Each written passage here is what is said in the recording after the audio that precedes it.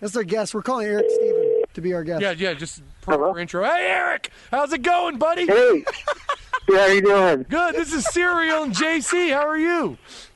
Oh, great. Awesome. Hey, buddy, we're doing Serial. You didn't talk to Serial last time. Did you talk to Serial last time, or was it just me? I can't remember. It was just you last time. Yeah. Oh. Yeah, something. I think that was the day that the burner phone broke down on us. Some part of our system wasn't working, but hi, I'm Serial. Nice to meet you, Serial. I'm Erik. You too, Erik. How are you doing? So we didn't. We're doing an outside show, Erik, so that I can smoke cigarettes. So we're literally recording in the wind, but the phone's all hooked up. Everybody will be able to hear you. For those who don't know, Erik Stephen is a Christian Nerdcore rapper. Radio Ralph discovered him, I think, on the tweets. Did he find you on the tweets? Is that where? Yeah, it was a Tweeterverse. Yeah. Tweeterverse. And so anyway, but yeah, we had a great conversation. You came on the show, and and if I have to call you, well, I might have to call you from a different phone, dude. Let me see. Do you have? Is your phone got battery? No. Your phone's got no battery? No, I'm at like 2%. All right. Erik, just to let you know, JC's engineering the show tonight, and nothing's charged. So it's a super fun night. He's really stressed because, whatever. Hey, okay, so we want to promote your stuff. So I don't know how this phone situation is going to work, but you got a new album coming out, right? Yeah, on Friday, actually. It's Friday. It's coming out. Now, during the show, at some point, can we play a song off of it? Yeah, definitely. Okay. I think I sent you guys a link.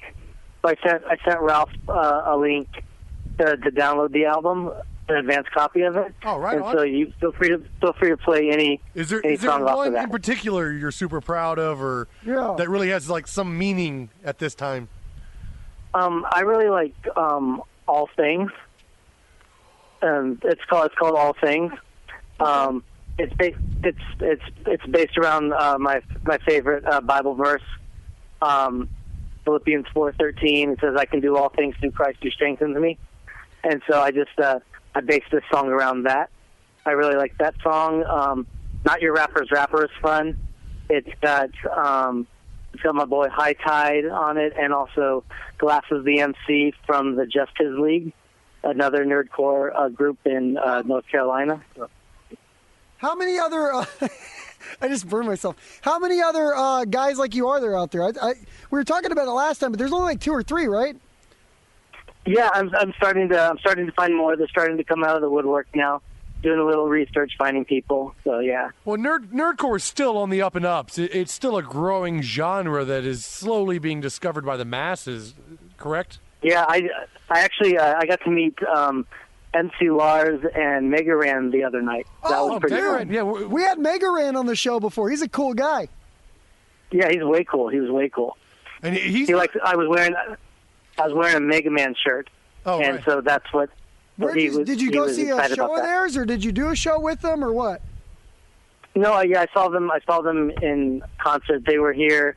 They were in Phoenix last week, so I would check that out. Very cool, man. So if people want to hear your new album, where can they go check it out, buddy? You can go to right now. It's for pre-order on iTunes, but on Friday you'll be able to find it anywhere: iTunes, Google Play, Amazon, Bandcamp. So it'll be all over the place. Can you get paid through Bandcamp? Like, I assume it's like yes. Or do you get paid just through the iTunes download? Like, the iTunes download gives you like what, 90 cents a download? But what do you get, like 1 penny per listen on Bandcamp? How's it work? You can sell directly. No, Bandcamp. Yeah, no, Bandcamp. You get if they buy the album, you get paid for it. But if you put a price on it, they pay for it. Yeah. Oh, so you can get a better cut from Bandcamp. So, well, technically, you could Wu-Tang it, couldn't you? Like, this is a $10 million album, and all you have to do is sell one, right? Right. That's what I'm waiting for. I'm waiting for that $1 million payday. So yeah. Did you ever hear how they did that, Erik? That's a real thing. Yeah. Yeah. Yeah, I know. Yeah, I thought I heard about that. I mean, if anybody can do it, it's Wu-Tang. So yeah. You know, there's a weird clause. So they sold the album. The guy that bought it was that a-hole who raised like AIDS medication to $10 million per pill. But there was a clause in the contract when they sold the album to him that If by chance Bill Murray were to break into the house and steal the album, they have to relinquish all rights to Bill Murray and cannot prosecute him for the theft. That's the rumor on the internet. No, that's the contract. That's the deal. So if Bill Murray manages to steal it, it's Bill Murray's album now. Yeah, so apparently that's the rumor mill on the intranet.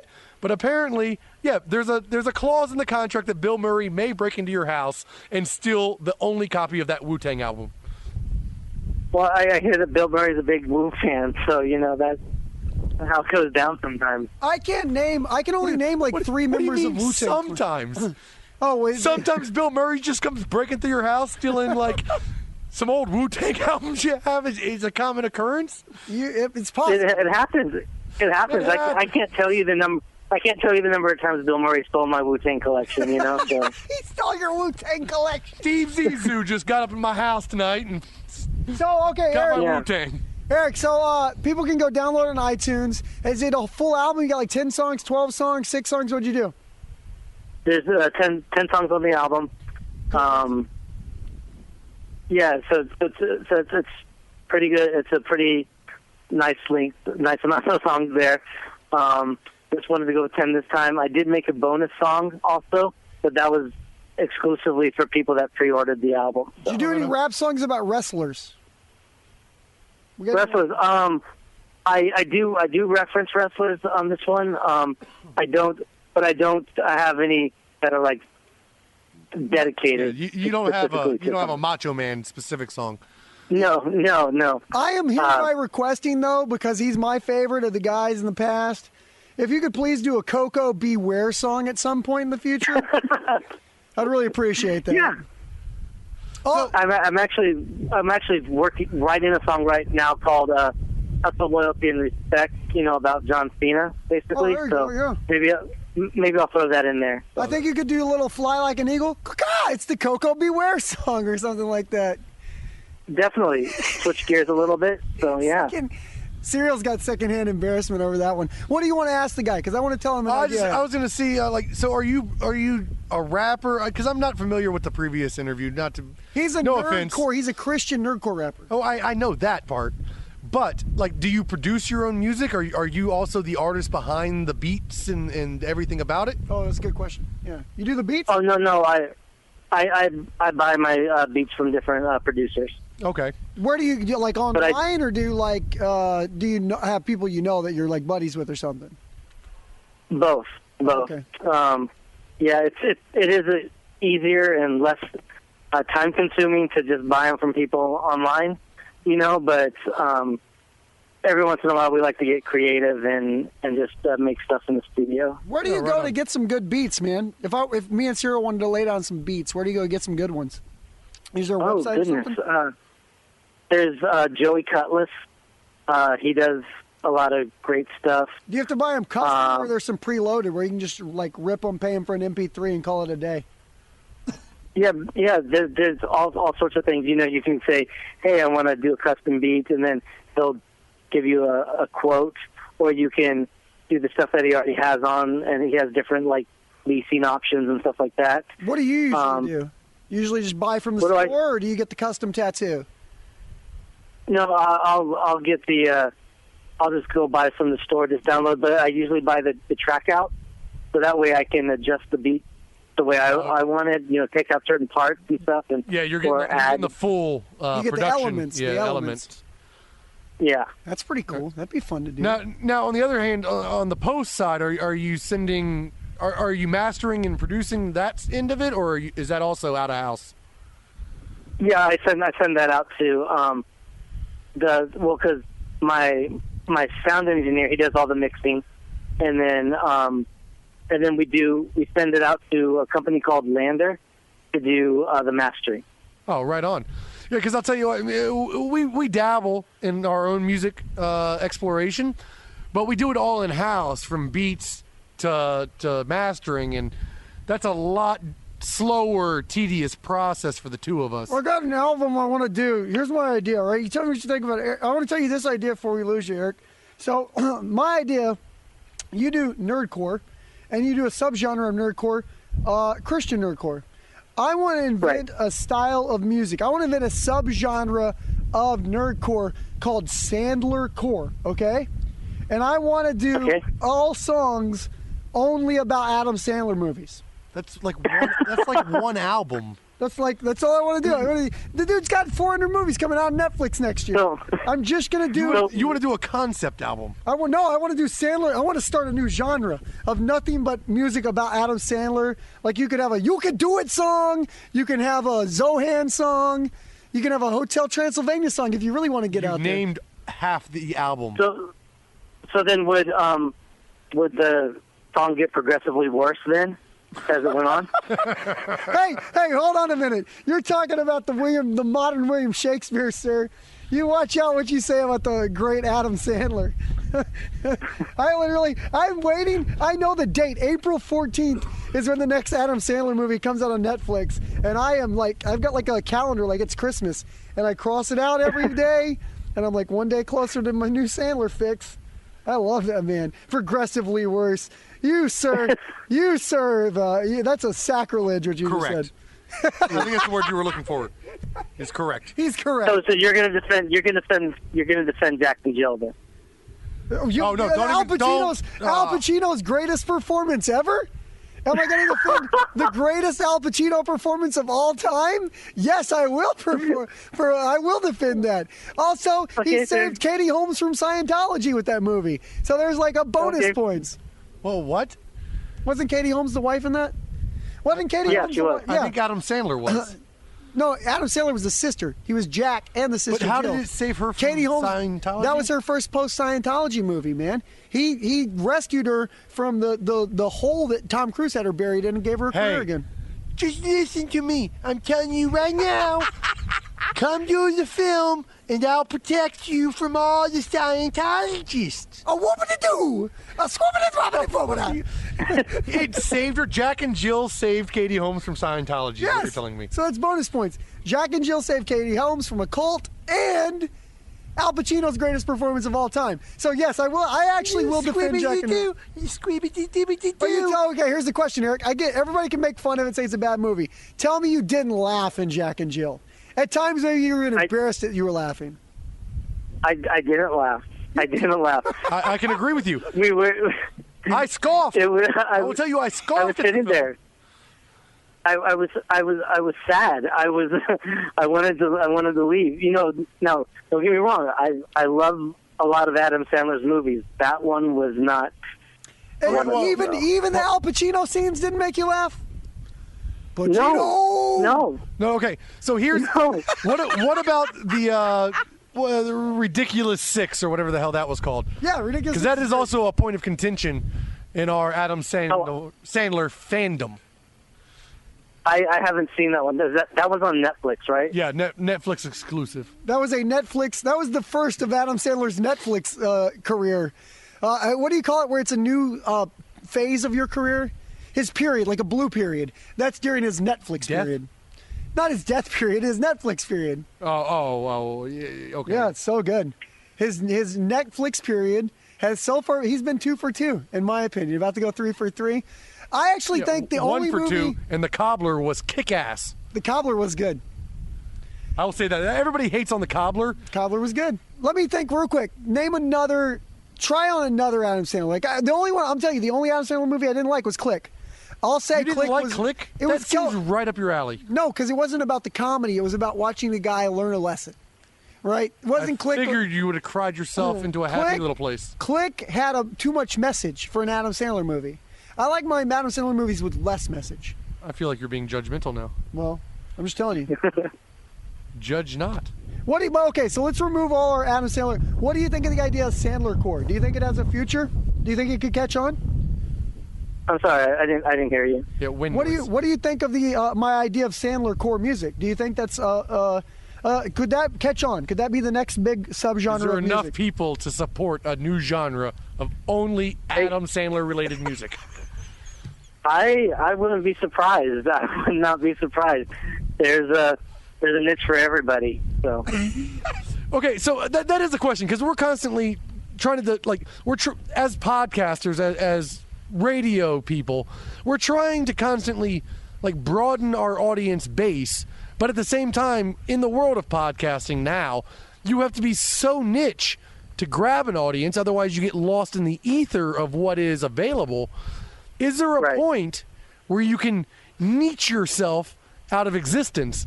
Like, we only do like taxidermy, mouse, polka music. Is that too specific at some point? I don't think so. I don't think it is. What do you think, Eric? I want to know what Eric thinks. I don't know, because I think if you can, I think I found that way to niche yourself out there. Because it's like I love everything. I love comic books, Star Wars, wrestling. I love all this stuff, and they all have their own groups. They all have their own genres. Groups of people that follow after them, but they don't seem to. In my case, I haven't met too many people where it crosses over too much. So it's like, plus I rap, so it's like, and I'm a Christian, so there's just all this stuff. Clock repair slam poetry. I love it. I love the idea of clock repair slam poetry. The watch. I wish I knew more clock terms, because I try to make some shit up, but I don't know any term. The pendulum. A tick-tock. Tick-tock. And the clock won't stop. That's my clock poetry. Eric, so real quick, because I really don't know if the phone's going to die or not, but we're going to keep talking to you until it does, but can you promote all your, where people can go to check you out? Yeah. Go to erikstephenmusic.com. That's my website. Then erikstephen.bandcamp.com. I'm up on iTunes. Google Play, Spotify. I'm all over the place. I got you. All right, hold on. I think I accidentally hit my... Oh, that's what I did. Oh, what'd you break? I knocked my headphones out of my ear. No. Anyway, so back to talking to you about other stuff, though. So you got into doing the rap music, and now you got the new album coming out. But I wanted to ask you mentioned Star Wars earlier. That's what I was trying to get to. Are you a guy, how much of a Star Wars fan are you? Will you or will you not support the prequels? Because I will support the prequels. You won't support, or you will support the prequels? I do support the prequels. Jar Jar I support is everything. A major point of contention in our relationship. I love the prequels. He loves Jar Jar. I thought for a kids movie, I thought Jar Jar was fine. I don't love Jar Jar, but I don't hate Jar Jar. I'm personally a Machete fan. Machete Order. Oh, Machete Order is great. Do you know Machete Order? This could change your life, Eric. Nuh-uh. Okay, well, we got to get first your take on the prequels. Love them or hate them?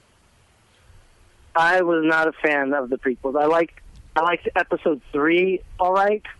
But yeah, I was not a fan of the prequels. I love the new stuff that they're doing, and I loved Rogue One. But yeah, the prequels I wasn't a big fan of. Okay, I'm going to save the Star Wars franchise for you then.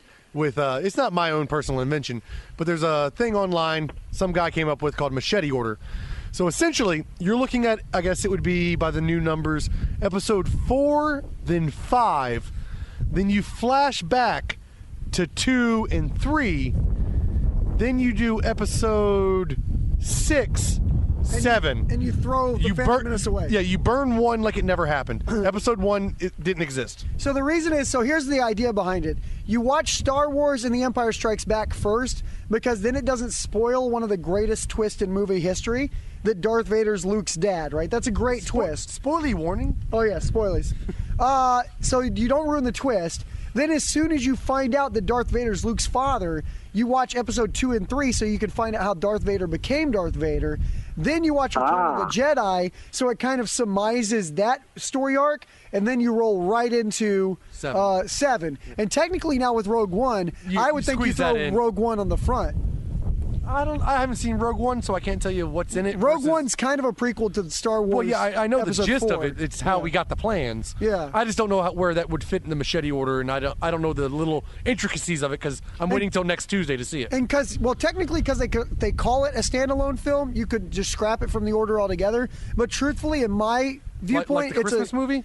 Well, yeah, exactly. You got to watch a Christmas movie before episode 7 or the upcoming Han Solo movie. But in my opinion, because Rogue One, I thought it was a saga film. I would consider it a saga film. Did you think that, Eric, or would you not think that? Yeah, it felt like It felt like episode 3.5. That's what it felt like. Yeah, it's a saga film. Yeah. So that's what I would do. So you start watch with Rogue One, episode 4, episode 5, then 2 and 3, then Return of the Jedi, then the new one. Then 7. That's how I would do it. Well, no, and then Christmas movie, episode 7. You want to do Christmas movie? You got to put Christmas movie in there. If you're going to do Christmas movie, you got to do the Ewok movies. Well, the Ewoks, those are the only ones you can truly say are separate films. I don't think you can say. I think if you're going to put the Christmas movie in, you got to put the Ewok movie in. B. Arthur is in the Christmas movie. But the only B. Arthur is in the Christmas movie. Christmas movie exists. Now, the problem with throwing the Ewok films in is that they are entirely different, but the only tying factor together is Warwick Davis. Yeah, is Warwick Davis. So we know it has to happen within the realm of the lifetime of episode 6. But where does it fit in? Okay, here's another thing. So, Eric, you remember like 15 minutes ago, 20 minutes ago, I told you I was on 1% battery? Yeah. I'm literally amazed. And I realized why I went to 1% battery so far. I didn't know it, but I set my phone down when we came out here. My flashlight is still on my phone, and I'm on 1% battery. But don't Why don't you turn your flashlight off? Because I think if I touch anything, it all falls apart. That's not how technology works. Okay, watch. Eric, we're about to lose you because he's touching things. Oh, okay. He's touching things, and you're going to disappear. Okay, you turned the flashlight off. I just saved another 10 minutes of your battery. Nope, he's gone. I hate the fact that just happened. I told you that was going to happen. Now you're going to feel vindicated by me turning off the flashlight. I kind of told him bye, though, right? It would have happened regardless.